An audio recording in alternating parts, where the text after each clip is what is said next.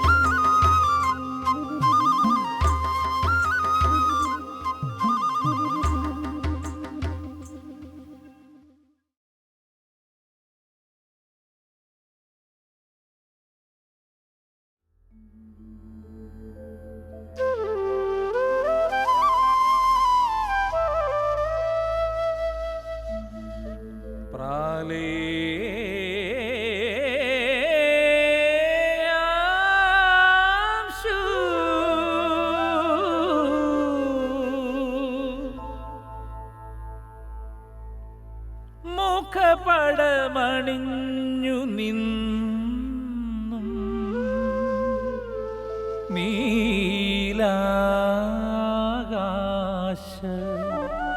കുടയുടെ കീഴിൽ വെയിൽ കാഞ്ഞും ഭൂമി വാഴെന്നും ഋതുഭേദ നിറങ്ങളാടും ആവാസഗേഹമായി ജീവനും മനുഷ്യനും നീ.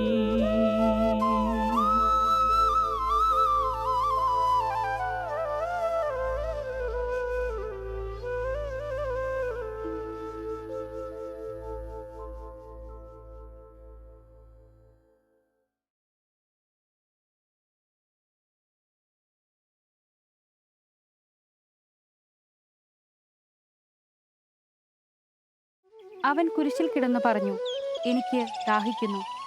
അവൻ ദാനമായി നൽകിയതെല്ലാം നമ്മുടെ അത്യാഗ്രഹങ്ങളിലൂടെ നമ്മൾ നഷ്ടമാക്കി. എന്നിട്ട് നമ്മൾ പരസ്പരം ദാഹിച്ചലയുകയാണ്. നമ്മുടെ കുഞ്ഞുങ്ങൾ വിശന്ന് കീഴുകയാണ്. നമുക്ക് കീണു പറയാം, ദൈവമേ മാപ്പ്.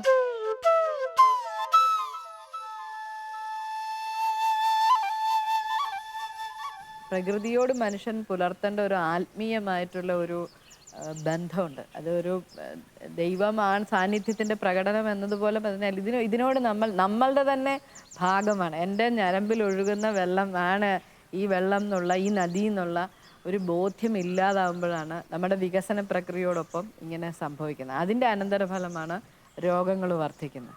എനിക്കൊന്ന് ഏത് റോഡോടെ നമ്മൾ സഞ്ചരിക്കുമ്പോഴും കിഡ്നി ആവശ്യപ്പെട്ടുകൊണ്ടുള്ള ബോർഡുകളാണ് കാണാൻ സാധിക്കുന്നത്. ഇത്ര വ്യാപകമായി കിഡ്നി രോഗങ്ങൾ വരിക, ഇത്ര വ്യാപകമായി കരൾ രോഗങ്ങൾ വരിക, ആമാശയ അന്നനാളവുമായി ബന്ധപ്പെട്ട ക്യാൻസറുകൾ ഉണ്ടാകുക, ഇതൊക്കെയും നമ്മൾ വെള്ളത്തോട് പുലർത്തുന്ന മര്യാദഘട്ട സമീപനത്തിൻ്റെ ഒരു ചില സൂചനകൾ, ചില ലക്ഷണങ്ങളായിട്ടാണ്, രോഗലക്ഷണങ്ങളായിട്ടാണ് ഇത് കാണേണ്ടതെന്ന്. വാട്ടർ തെറാപ്പി എന്ന് പറഞ്ഞൊരു രീതി തന്നെ നിലവിലുണ്ടെന്ന് തോന്നുന്നു. രാവിലെ എഴുന്നേറ്റ് 4-5 ഗ്ലാസ് വെള്ളം, 5-6 ഗ്ലാസ് വെള്ളം വെറും വയറ്റിൽ കുടിക്കുക. ആദ്യത്തെ കർമ്മമായിട്ട് ശുദ്ധജലം, വെറും വെള്ളം. അതിനെ സംബന്ധിച്ച് അഭിപ്രായ വ്യത്യാസങ്ങളും കേട്ടിട്ടുണ്ട്. കാരണം എന്താണെന്ന് വെച്ച് കഴിഞ്ഞാൽ ഒറ്റ കോഴ്സിൽ 3-4 ഗ്ലാസ് വെള്ളം കുടിക്കാൻ പാടില്ല എന്ന് പറയുന്ന ചികിത്സകരുണ്ട്. കാരണം നമ്മളുടെ ശരീരഭാരത്തിനനുസരിച്ച്, അതായത് 60 കിലോ ഭാരം ഉണ്ടെങ്കിൽ അയാൾ 5 കിലോയ്ക്ക് 200 ml വെള്ളം കുടിക്കണമെന്ന് പറയുന്നത്. അപ്പോൾ നമ്മളുടെ ശരീരഭാരത്തിനനുസരിച്ച് വെള്ളം കുടിക്കണം, അനുപാതമുണ്ട്. അതെ.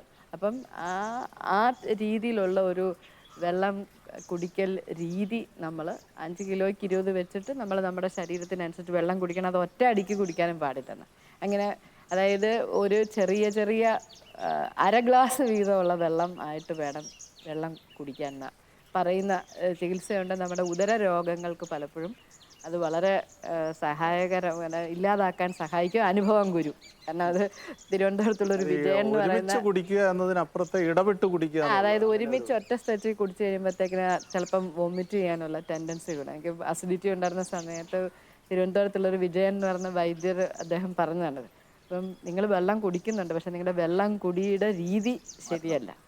അപ്പം ഏതാണ്ട് 2.5-3 ലിറ്റർ വെള്ളം കുടിക്കണം ഒരു ദിവസം. പക്ഷെ അത് കുടിക്കേണ്ടത് ഈ ഇങ്ങനെ ഇപ്പം ക്ലാസ്സിൽ പോകുമ്പോൾ നിങ്ങൾ അവിടെ നിങ്ങളുടെ വെള്ളത്തിൻ്റെ കുപ്പി അവിടെ കൊണ്ട് വെച്ചോളൂ.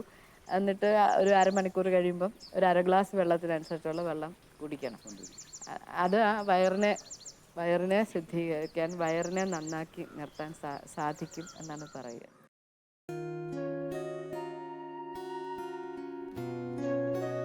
നമ്മുടെ പൊതുഭവനമായ ഭൂമി ഇന്ന് ഒട്ടേറെ അപകടകരമായ പ്രതിസന്ധികളിലൂടെ കടന്നു പോവുകയാണ്.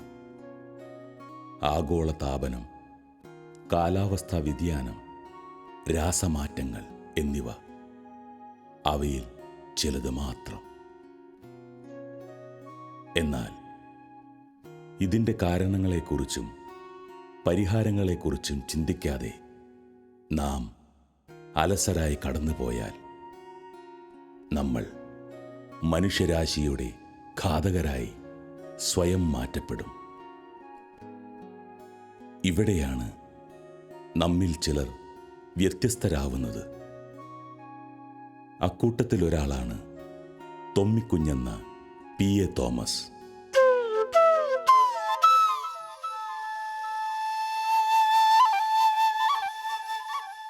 സാർവത്രിക കത്തോലിക്ക സഭയുടെ പരമ അധ്യക്ഷൻ ഫ്രാൻസിസ് മാർപ്പാപ്പ ആദ്യമായി മാർപ്പാപ്പയായി ചാർജ് എടുത്തിട്ടുള്ള തൻ്റെ പ്രഥമ ദിവ്യ ബലിയിൽ അദ്ദേഹം ഊന്നി പറഞ്ഞ ഒരു വാക്ക് ഓർത്തു പോവുകയാണ്. അദ്ദേഹം ഇപ്രകാരം പറഞ്ഞു: പ്രകൃതിയുടെ സംരക്ഷകരാകുക നാം, മറിച്ച് പ്രകൃതിയുടെ ഘാതകരാകാതിരിക്കുക. പ്രിയ സഹോദരങ്ങളെ, എനിക്ക് പറയുവാനുള്ള ഒരു സംഗതി, നമ്മൾ പ്രകൃതിയുടെ കാവൽക്കാരായി തന്നെ മാറണം. ഇല്ല എങ്കിൽ അടുത്ത തലമുറ തലമുറയുടെ കാര്യം വളരെ ശോചനീയമായിരിക്കും എന്നാണ് പറയാനുള്ളത്. പ്രകൃതിയോടുള്ള നമ്മുടെ സമീപനം തികച്ചും ഓപ്ഷണൽ ആവാൻ പാടില്ല, ഐച്ഛികമാവാൻ പാടില്ല. എൻ്റെ മുമ്പിൽ കൂടി ഒരു പുഴ ഒഴുകുന്നുണ്ട്. ആ പുഴയിൽ കൂടി ഒരു ജീവി വളരെ മോശമായ അവസ്ഥയിൽ ചത്തു പൊങ്ങി തോട്ടിൽ കൂടി ഒഴുകിപ്പോകുന്നു. ഇതിനെ എനിക്ക് എൻ്റെ വീടിൻ്റെ മുൻപിലെത്തുമ്പോൾ എനിക്ക് ഒന്നുകിൽ ഇതിനെ വലിച്ച് കയറ്റി ഒരു കുഴി കുഴിച്ച് മറവ് ചെയ്യാം. അതല്ല എങ്കിൽ വെറുതെ നോക്കിയിരുന്ന് സാധാരണ അത് ഒഴുകിപ്പോകുന്ന പോലെ അങ്ങ് കടത്തിവിടാൻ സാധിക്കും. ഈ രണ്ട് സംഗതികളിൽ ഞാൻ ഏതാണ് സ്വീകരിക്കേണ്ടത്? എനിക്ക് പറയുവാനുള്ളത്, ഇതിനെ ഞാൻ കരയ്ക്ക് വലിച്ചു കയറ്റി കുഴിച്ച് അതിനെ മറവ് ചെയ്യുക എന്നത്. പ്രകൃതിയോടുള്ള നമ്മുടെ സമീപനം ഐച്ഛികമാവരുത്, ഓപ്ഷണലാവരുത് എന്ന് പറഞ്ഞതിൻ്റെ ഒരു തെളിവിന് വേണ്ടി മാത്രം ഞാൻ ഇപ്രകാരം പറഞ്ഞു നീങ്ങും. നമ്മുടെ പാരമ്പര്യ കൃഷിരീതികൾക്ക് ഇന്ന് ഏറെ മാറ്റങ്ങൾ സംഭവിച്ചു. പരിഷ്കൃതവും ശാസ്ത്രീയവുമെന്ന പേരിൽ നമ്മെ പഠിപ്പിച്ച പുത്തൻ മാർഗങ്ങൾ നമ്മുടെ തന്നെ നാശത്തിന് കാരണമായി. രോഗാതുരമായ ഒരു തലമുറയെ സൃഷ്ടിക്കാൻ മാത്രമേ ഈ പുരോഗതിക്കായുള്ളൂ എന്നുള്ളത് ഖേദപൂർവമായ സത്യമാണ്. വിഷം പുരട്ടിയ അറിവുകൾ നമ്മെ തന്നെ ഇല്ലാതാക്കി.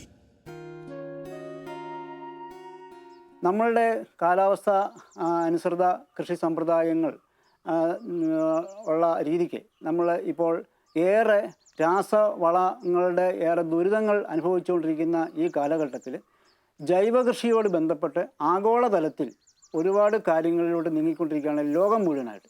നമ്മുടെ ഇന്ത്യയും നമ്മുടെ കൊച്ചു സംസ്ഥാനവും ഏതാണ്ട് അതിലേക്കൊരു ചുവടുവയ്പ് വെച്ചിരിക്കുകയാണ്. ജൈവകൃഷി എന്ന് പറയുമ്പോൾ ഓർഗാനിക് ഫാമിംഗ്, നമ്മുടെ പഴയ ട്രഡീഷണൽ ഓർഗാനിക് ഫാമിംഗ്, അത് നമ്മൾ ഉപജീവന മാർഗത്തിന് വേണ്ടി മാത്രമായിരുന്നു നിങ്ങളുടെയും എൻ്റെയും ഒക്കെ മാതാപിതാക്കളും മുത്തച്ഛന്മാരും ഒക്കെ ചെയ്തുകൊണ്ടിരുന്നത്. ഇപ്പോഴുള്ള കൃഷി എന്ന് പറയുന്നത് നമുക്ക് ഉപജീവന മാർഗത്തിന് വേണ്ടിയല്ല, അത് തികച്ചും ഒരു വ്യാവസായികമായ രീതിയിൽ നമ്മുടെ സാമ്പത്തികത്തിന് വേണ്ടി. നമ്മുടെ ആവശ്യങ്ങൾ കൂടുന്നു, നമ്മുടെ അത്യാവശ്യങ്ങൾ വർദ്ധിക്കുന്നു, നമ്മളുടെ അത്യാഗ്രഹങ്ങൾ കൂടുന്നു. അങ്ങനെ വരുമ്പോൾ നമുക്ക് സാമ്പത്തികമായി വളരെയധികം സമ്പത്ത് ഉണ്ടാക്കേണ്ടതായിട്ടിരിക്കുന്നു. അതിനുവേണ്ടി നമ്മൾ കൃഷി ഇപ്പോൾ ആ പഴയ ട്രഡീഷണൽ ഓർഗാനിക് സിസ്റ്റത്തിൽ നിന്ന് മാറി നമ്മൾ വീണ്ടും ഒരു ബിസിനസ് ലെവലിലേക്ക് ആയിരിക്കുകയാണ്. അത് തീർത്തും അതിനോട് നമുക്ക് യോജിക്കാതിരിക്കാൻ പറ്റില്ല. കാരണം ജീവിക്കണമെങ്കിൽ സമ്പത്ത് വേണം, സാമ്പത്തികമായി നമുക്ക് മുന്നോട്ട് പോയെങ്കിൽ മാത്രമേ സാധിക്കുള്ളൂ. ഇപ്പോൾ ഉണ്ടാകുന്ന രോഗങ്ങളെ ഡയഗ്നോസ് ചെയ്യുന്നതും ചെയ്യാത്തതുമായ രോഗങ്ങൾ, ചികിത്സയ്ക്ക് സാധിക്കാത്ത രോഗങ്ങൾ, ഒരുപാട് രോഗങ്ങൾ, ഇതിനെല്ലാം ഹോസ്പിറ്റലിലൊക്കെ പോവുക എന്ന് പറയുന്നത് വളരെയധികം സമ്പത്തിന് ആവശ്യമുള്ള ഒരു അവസ്ഥയാണ്. അപ്പോൾ അന്നേരം ജൈവകൃഷിക്ക് ഇവിടെ ഓർഗാനിക് ഫാമിങ്ങിന് ഇവിടെ ഏറെ പ്രചാരം കിട്ടാത്തതും പ്രസക്തിയില്ലാത്തതുമായി വരുന്നു. പക്ഷേ അടുത്ത ഒരു തലമുറയുടെ കാര്യം പരിഗണിച്ച് നോക്കുമ്പോൾ, നമ്മൾ ഈ രോഗാവസ്ഥയെല്ലാം പരിഗണിക്കുമ്പോൾ നമുക്ക് ഓർഗാനിക് ഫാമിങ്ങിലോട്ട് പോകാതിരിക്കാനായിട്ട് സാധിക്കില്ല. നമുക്ക് വേണ്ടത് വികസനമാണ്, വിനാശമല്ല. അതിന് പ്രകൃതിദത്തമായ മാർഗങ്ങളിലേക്ക് മടങ്ങണം. വിഷപ്രയോഗങ്ങളിൽ നിന്നും വിളപ്രയോഗങ്ങളിലേക്ക് മാറണം. നമ്മുടെ കുഞ്ഞുങ്ങൾക്കും സഹോദരങ്ങൾക്കും വേണ്ടി നന്മയുടെ കതിർക്കുലകൾ നമുക്കൊരുമിച്ച് വിളയിക്കാം. ഈ ഭൂമി നമ്മുടേതാണ്. പ്രകൃതിദത്തവും ജൈവികവുമായ മാർഗങ്ങളിലൂടെ നമുക്ക് ദൈവത്തെ സ്തുതിക്കാം. അടുത്ത തലമുറയുടെ അല്ല, നമ്മൾ ഇപ്പോഴുള്ള നിലവിലുള്ള നമ്മുടെ തലമുറയുടെ അവസ്ഥ തന്നെ പരിഗണിച്ചാൽ തന്നെ, നമ്മുടെ രോഗങ്ങളെ, നമ്മുടെ ചികിത്സാ ചെലവുകളെ, ഇവയെല്ലാം പരിഗണിച്ചാൽ തന്നെ നമുക്ക് ഈ രാസവള കൃഷിയിൽ നിന്ന് മാറി ജൈവ കൃഷിയിലോട്ട് മാറുന്നതിനെ പറ്റി മാത്രം ആ രീതിക്ക് ചിന്തിച്ചേ പറ്റൂ. അങ്ങനെ ചിന്തിക്കാനേ സാധിക്കത്തുള്ളൂ. ഈ രീതി വരുമ്പോഴത്തേക്കും ഞാൻ മുമ്പ് സൂചിപ്പിച്ചതുപോലെ ഈ വിളവ് കാര്യങ്ങൾ അങ്ങനെയുള്ളതിൻ്റെ ആ കുറവ് വരുന്നതുകൊണ്ട് നമുക്ക് ചില സാങ്കേതിക വശങ്ങൾ ഘട്ടം ഘട്ടമായി നമ്മൾ ജൈവ കൃഷിയിലേക്ക് മാറുന്ന ഒരു സംവിധാനം ആലോചിച്ചേ പറ്റത്തുള്ളൂ. ഒറ്റയടിക്ക് നമുക്ക് രാസ കൃഷികൾ അങ്ങോട്ട് മാറിയാൽ ലളിതമായ രീതിയിൽ പറഞ്ഞാൽ കർഷകൻ്റെ സാമ്പത്തിക സ്ഥിതിയെയും കാര്യങ്ങളെയും എല്ലാം ബാധിക്കുന്നതുകൊണ്ട് ഘട്ടം ഘട്ടമായി ഓർഗാനിക്കിൽ കൃഷിയിലോട്ട് മാറി ആളുകൾക്ക് നന്മയ്ക്ക് ഉതകുന്ന രീതിക്കുള്ള കൃഷി രീതികൾ അവലംബിച്ച് സാധിക്കത്തുള്ളൂ. ഇതിന് പല പല വശങ്ങളുണ്ട്. മണ്ണിൻ്റെ ആവാസവ്യവസ്ഥ, മണ്ണിന് മുകളിലുള്ള ചെടിയുടെ ആവാസവ്യവസ്ഥ, ഇവയെല്ലാം ക്ലബ് ചെയ്ത് പോകാനായിട്ടുള്ള, ഇവയെല്ലാം സംയോജിപ്പിച്ച് പോകാനുള്ള സാങ്കേതിക രീതികൾ നമുക്കിപ്പോൾ അവൈലബിൾ ആണ്. അത് സാധിക്കുന്നതേ ഉള്ളൂ. ഇത് കർഷകർക്ക് ചെയ്യാവുന്നതേ ഉള്ളൂ. പരിസ്ഥിതിക്ക് അനുയോജ്യമായ രീതിയിൽ, പ്രകൃതിക്ക് അനുയോജ്യമായ രീതിക്ക്, പ്രകൃതിക്ക് ദോഷം വരാത്ത രീതിക്ക് കാലാവസ്ഥ വ്യതിയാനങ്ങളുടെ കാര്യങ്ങൾ മുഴുവൻ ഉൾക്കൊണ്ടുകൊണ്ട് പ്രായോഗികമായ ജൈവകൃഷി രീതിയിലേക്ക് കർഷകന് പോകുവാനായിട്ട് സാധിക്കും. ആലപ്പുഴ ജില്ലയിലെ കുട്ടനാട് താലൂക്കിൽ മുട്ടാർ പഞ്ചായത്തിലെ മുളവനക്കരി പാടശേഖരത്തിൽ വിഷരഹിത നെല്ലുൽപാദനത്തിനുള്ള ശ്രമത്തിലാണ് ഈ കർഷകർ. നമുക്ക് കൈമോശം വന്നുപോയ തനത് കൃഷിരീതികളിലൂടെ ഒരു നാടിൻ്റെ ജൈവസമ്പന്നതയെ തിരിച്ചുപിടിക്കാൻ ശ്രമിക്കുന്ന ഇത്തരം കർഷകർ മലയാള മണ്ണിൻ്റെ അഭിമാനം തന്നെയാണ്. ഈ മുട്ടാർ ഗ്രാമത്തിൻ്റെ ഒരു പ്രത്യേകത കൂടി പറയുവാൻ ഞാൻ ആഗ്രഹിക്കുകയാണ്. കാലാവസ്ഥാനുസൃത കൃഷി സമ്പ്രദായങ്ങളുടെ ദേശീയ പദ്ധതിയിൽ പെട്ട് മുട്ടാർ പഞ്ചായത്ത് ഇന്ത്യയിലുള്ള 100 വില്ലേജുകളിലെ ഒരു വില്ലേജായി തിരഞ്ഞെടുക്കപ്പെട്ടിരിക്കുന്ന പാടശേഖരമാണ്, ഗ്രാമമാണ്. ആ ഗ്രാമത്തിലുള്ള മുളവനക്കരി പാടശേഖരത്തിലെ നെൽകൃഷിയുടെ മുഖ്യമായിട്ടുള്ള നെൽകൃഷിയുടെ രീതികളെ പറ്റി ഇവിടെ ചുരുക്കമായി പരാമർശിച്ചുകൊള്ളട്ടെ. കുറഞ്ഞ അളവിലുള്ള വിത്തിടിയുന്ന സമ്പ്രദായം, ഡ്രം സീഡർ എന്ന് പറയുന്ന ചെറിയ ഒരു മിഷനറി കൊണ്ടുള്ള വിത്ത് വിതയ്ക്കൽ സമ്പ്രദായവും, ആ വിത്ത് സ്യൂഡോമോണസ് ലായനിയിൽ ട്രീറ്റ് ചെയ്തുകൊണ്ടുള്ള കിളിർപ്പിക്കലും, അതിനെ തുടർന്ന് കീടനാശിനികൾക്ക് പകരമായി തണ്ടുതുരപ്പനെയും ഓലചുരുട്ടിയെയും പോലുള്ള കീടങ്ങളെ അതിജീവിക്കാൻ വേണ്ടി ട്രൈക്കോക്കാർഡുകൾ മാത്രം ഉപയോഗിച്ചുകൊണ്ടുള്ള കൃഷിരീതികളാണ് കഴിഞ്ഞ 5 വർഷമായി ഞങ്ങൾ അവലംബിച്ചു പോരുന്നത്. ഏതാണ്ട് 18 വർഷമായി ഞങ്ങളുടെ പാടശേഖരത്ത് കീടനാശിനി എന്ന് പറയുന്ന വസ്തു ഉപയോഗിച്ചിട്ടേയില്ല. അതിന് പുറമെ കഴിഞ്ഞ 5 വർഷമായിട്ട് ഈ മേൽ പറഞ്ഞ രീതിക്കുള്ള ട്രൈക്കോക്കാർഡുകൾ മാത്രം ഉപയോഗിക്കുന്നു. കുറഞ്ഞ അളവിൽ വളം വളരെ കുറച്ചുകൊണ്ടും കീടനാശിനികൾ പൂർണ്ണമായും ഒഴിവാക്കിക്കൊണ്ട് കുട്ടനാട്ടിലെ കൃഷി ചെയ്യുന്ന ഒരു പാടശേഖരം ഉണ്ടെന്ന്, ഇതുപോലെ കൃഷി ചെയ്യുന്നുണ്ടെന്ന് പറയുന്നതിൽ അങ്ങേയറ്റം അഭിമാനമുണ്ട്.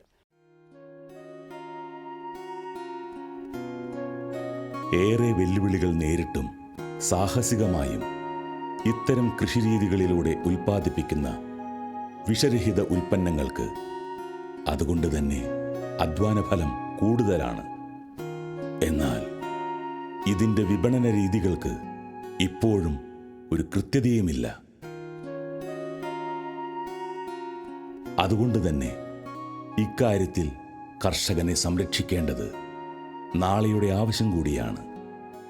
കാരണം നല്ലതിന് കൂടുതൽ മൂല്യമുണ്ട്.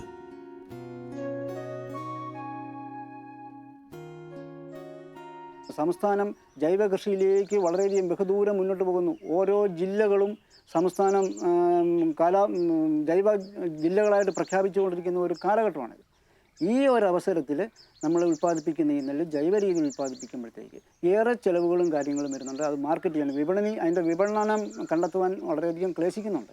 ഈ ഒരു അവസരത്തിൽ ഗവൺമെൻറ്റിൻ്റെ ഭാഗത്ത്, അത് നിങ്ങൾക്കോ എനിക്കോ ഇതിനകത്തുള്ള നമ്മളെ ഭരണവർഗ്ഗങ്ങളും ബഹുമാനപ്പെട്ട ഗവൺമെൻറ്റുകളും ബന്ധപ്പെട്ട വകുപ്പുകളും ഇതിന്മേൽ നല്ല രീതിക്ക് ശ്രദ്ധ പതിപ്പിച്ച് അതിൻ്റെ നയം തന്നെ മാറ്റി 1 കിലോ ജൈവ നെല്ല് ഉൽപ്പാദിപ്പിക്കുമ്പോഴത്തേക്ക് അത് ഉൽപ്പാദിപ്പിച്ച് അത് അരിയാക്കി മാറ്റിയെടുക്കുമ്പോൾ കർഷകർക്കുണ്ടാകുന്ന വൈഷമ്യങ്ങളെ ഒപ്പം നാട്ടിലുള്ള ആളുകൾക്ക് ഭക്ഷ്യസുരക്ഷ എന്നുള്ള നമ്മുടെ ആ കൺസെപ്റ്റ് ഫുൾഫിൽ ചെയ്യാനായിട്ട് വേണ്ടി ഏറ്റവും നല്ല ഭക്ഷണം എല്ലാ ആൾക്കാർക്കും എപ്പോഴും എല്ലാ കാലത്തും മിതമായ വിലയ്ക്ക് ലഭ്യമാക്കണം എന്നുള്ള ഒരു സതുദ്ദേശമുണ്ടെങ്കിൽ ഗവൺമെൻറ്റിൻ്റെ നയം തന്നെ മാറ്റി ഈ ജൈവ കൃഷി ചെയ്യുന്ന കർഷകരെ സംരക്ഷിക്കുവാനായി അവർക്ക് അഡീഷണൽ ഇൻസെൻറ്റീവ് അല്ലെങ്കിൽ അവർക്ക് അഡീഷണൽ തത്തുല്യമായ ബോണസുകളോ ഒക്കെ നൽകി സംരക്ഷിച്ചില്ലെങ്കിൽ ഇത് വെറും വാക്കുകൾ മാത്രമായിട്ട് അവശേഷിക്കുമെന്നാണ് എനിക്ക് തോന്നുന്നത്.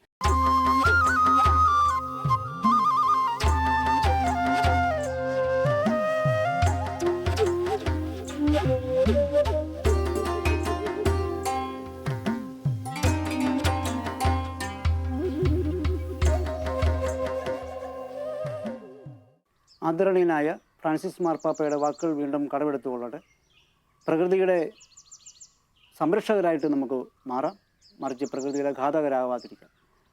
നിർണ്ണയിക്കപ്പെട്ടതും നിർണ്ണയിക്കപ്പെടാനിരിക്കുന്നതും നിർണ്ണയിക്കപ്പെടാൻ സാധിക്കാത്തതുമായ ഒട്ടനവധി രോഗങ്ങളുടെ ഒരു സമ്മിശ്ര കാലഘട്ടമാണ് ഇപ്പോൾ ഉണ്ടായിരിക്കുന്നത്. ഇതിൽ നിന്നെല്ലാം ഒരു മോചനം നൽകുവാൻ നല്ല മനസ്സുള്ളവർക്ക് മാത്രമേ, വിശാലമായി ചിന്തിക്കുന്നവർക്ക് മാത്രമേ, അടുത്ത തലമുറയെപ്പറ്റി ചിന്തിക്കുന്ന ഒരു തലമുറയ്ക്ക് മാത്രമേ, ഒരു വ്യക്തിക്ക് മാത്രമേ ഈ ഓർഗാനിക് കൃഷി മേഖലയിലോട്ട് പോകുവാൻ സാധിക്കത്തുള്ളൂ. വെറും ലാഭ ഇച്ഛ മാത്രം നോക്കാതെ നമ്മളെയും നമ്മുടെ അടുത്ത തലമുറയും നമ്മുടെ കുട്ടികളെയും അതിനുശേഷമുള്ള തലമുറയും സംരക്ഷിക്കണമെന്നുണ്ടെങ്കിൽ ഈ ഒരു രീതി മുന്നോട്ട് പോയില്ലെങ്കിൽ ഇത് വളരെയധികം പ്രത്യാഘാതങ്ങൾ സൃഷ്ടിക്കും എന്നുള്ളത് ഞാൻ പറയാതെ തന്നെ ബഹുമാന്യരായ നിങ്ങൾക്ക് അറിയാവുന്നുള്ളത് എനിക്ക് പൂർണ്ണമായ വിശ്വാസമുണ്ട്. നമുക്ക് നാളത്തെ ഒരു നല്ല തലമുറയ്ക്ക് വേണ്ടി ഈ ഒരു മേഖലയിലേക്ക് തിരിയുവാൻ നമുക്ക് ഈശ്വരൻ തന്നെ നമുക്ക് മനസ്സ് തോന്നിച്ച് ആ ഒരു രീതിയിലേക്ക് എല്ലാ ആളുകളും ആ ഒരു കൃഷി രീതിയിലേക്ക് പോകണമെന്നുള്ള ഒരു എളിയ ഒരു സന്ദേശം കൂടി നൽകുവാൻ ഞാൻ ആഗ്രഹിക്കുന്നു.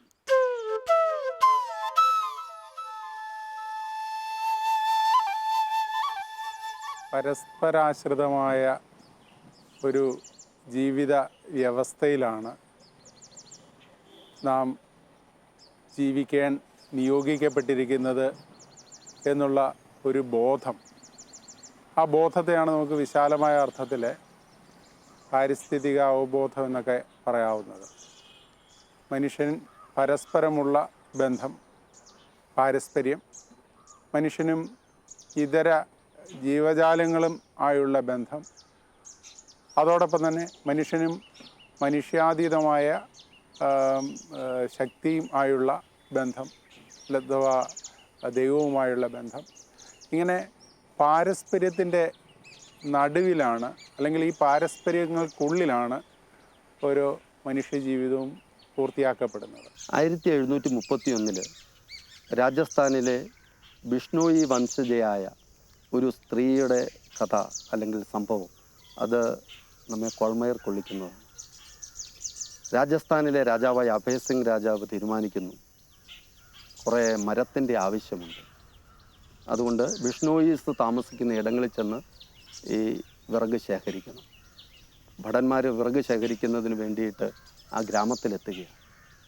ഖേദ്രി മരങ്ങൾ മുറിച്ചു തുടങ്ങുകയാണ്. അപ്പോഴുണ്ട് അവിടുത്തെ കുടിലിൽ നിന്നും ഒരു സ്ത്രീ ധൈര്യസമേതം ഇറങ്ങി വന്നിട്ട് പറഞ്ഞു, നിർത്തൂ, എന്താണ് ഈ കാണിക്കുന്നത്? അപ്പോൾ ഭടന്മാർ പറഞ്ഞു, ഇത് രാജകൽപ്പനയാണ്, മരം മുറിക്കണം, നിങ്ങൾക്ക് പൈസ വേണമെങ്കിൽ തരാം. സ്ത്രീക്കത് മനസ്സിലാകുന്നില്ല. പണം കൊണ്ട് എന്തും വാങ്ങാമെന്ന് ധരിക്കുന്ന ഈ കാലഘട്ടത്തിൽ അമൃതാദേവി എന്ന് പറയുന്ന സ്ത്രീ പറയുന്ന കാര്യം, ചെയ്യുന്ന കാര്യം ഏറെ പ്രസക്തമാണ്. ഈ മരം ഇത് ഞങ്ങളുടെ സഹോദരങ്ങളാണ്, ഇത് മുറിക്കാൻ ഞങ്ങൾ അനുവദിക്കില്ല.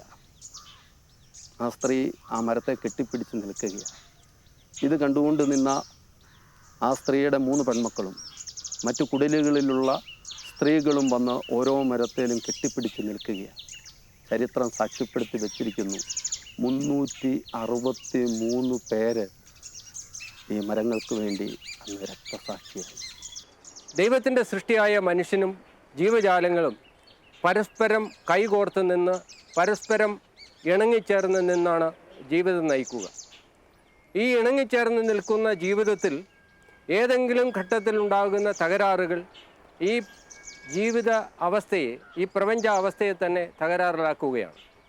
അതുകൊണ്ട് ഈ പ്രപഞ്ചാവസ്ഥയെ തകരാറിലാക്കുന്ന എല്ലാ ശ്രമങ്ങൾക്കെതിരായി മനുഷ്യൻ ഈ പ്രപഞ്ചത്തിൻ്റെ നായകൻ എന്നുള്ള നിലയിൽ ഉത്തരവാദിത്വത്തോടുകൂടി നോക്കിക്കാണുകയും ഈ നാശത്തിനെതിരായ നിലപാടുകൾ സ്വീകരിക്കുകയും ഈ നാശത്തിനെതിരായ പ്രവർത്തനങ്ങളിൽ ഏർപ്പെടുകയും ചെയ്യേണ്ടതുണ്ട്.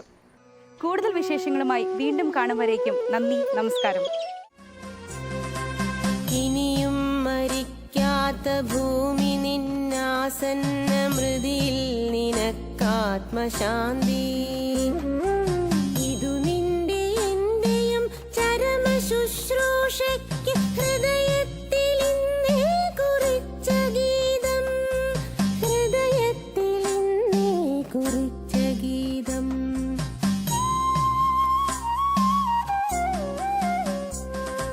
മൃതിയുടെ കറുത്ത വിഷപുഷ്പം വിടർന്നതിൻ നിഴലിൽ നീ നാളെ